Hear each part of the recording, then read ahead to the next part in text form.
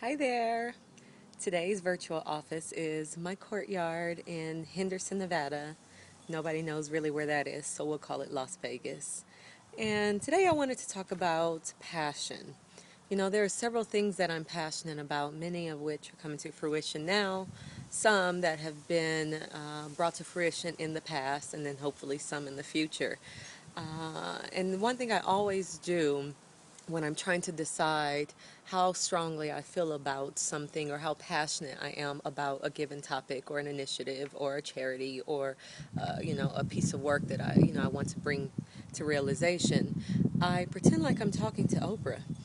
So that's weird, but I have always, growing up with Oprah as a main staple on mainstream television, when I got home from school, I watched her. My grandmother watched her. We recorded her on old school VHS tapes.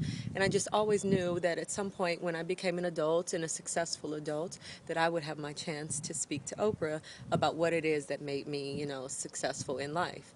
And while I think I still have a glimmer of hope with that, opportunity because she still has a magazine and she still has a network and she still has some TV shows on the network.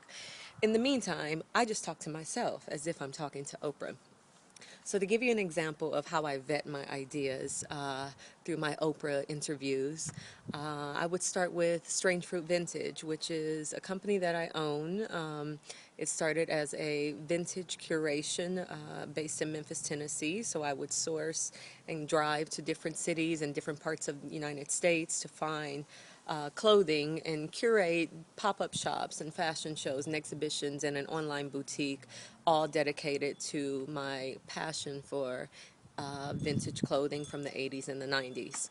And how I knew I was super passionate about this is I could find three plus, four plus ways that connected me to this idea of vintage and selling vintage and sharing my love for vintage with the world.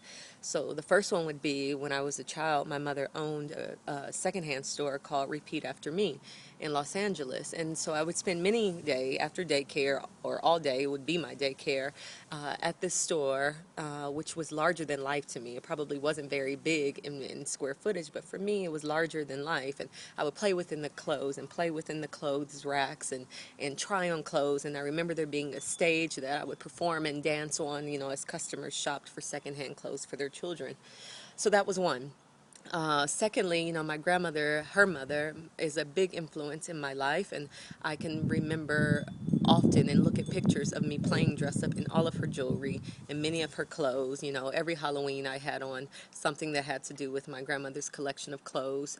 Currently, I have about 15 or so vintage hats from the early 1900s that are my grandmother's mothers and my grandmother's grandmothers. And so I have always had this connection to things of the past, things of family lineage, and things that I felt had a special place and purpose in my life because of the history and the heritage and the stories that they told.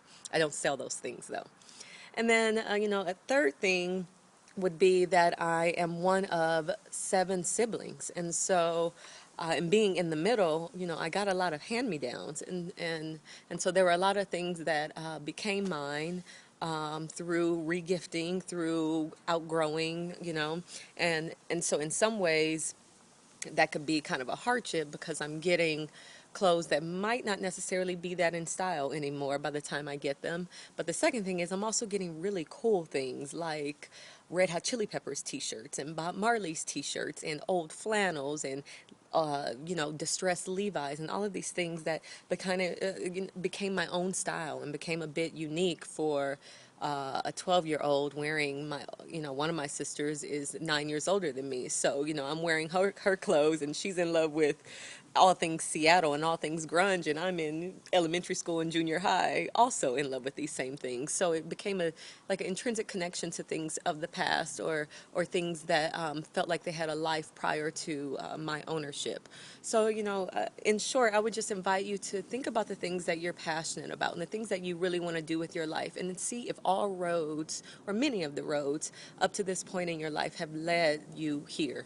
And I think that that's a true testament to how committed and how and how this idea is a part of the tapestry of your life, because a lot of things connect you to it and you are connected to it through a lot of things, if that makes sense. So leave your comments below. I'm happy to do this. I'm happy to share, and I'm happy to hear. So talk to you soon. Little Foster.